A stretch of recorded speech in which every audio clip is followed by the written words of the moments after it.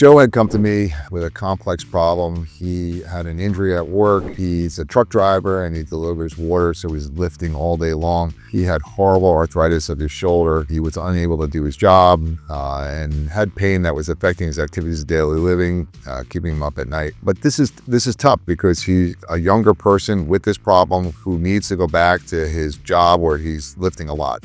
And a regular anatomic shoulder replacement is not a good answer for this problem. He's going to wear out his socket, and from there, this is not going to last long.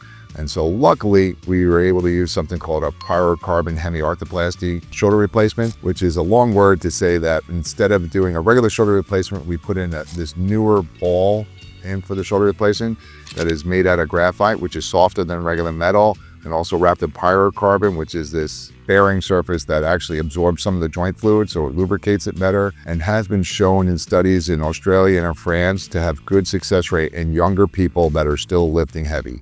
So, and those studies go out 9 to 10 years. So this was just recently FDA approved in the United States. Joe is now about a year out, but in this video you can see him at 2 months. He's already doing excellent after his hemiarthroplasty, and Joe has gone back to doing his job. He's working on that truck, delivering, probably thousands of pounds of water every week, and he's back doing full duties, and he's had an excellent result. So Joe's 2 months out here from his right hemiarthroplasty with a pyrocarbon head. Joe, just lift your arm up.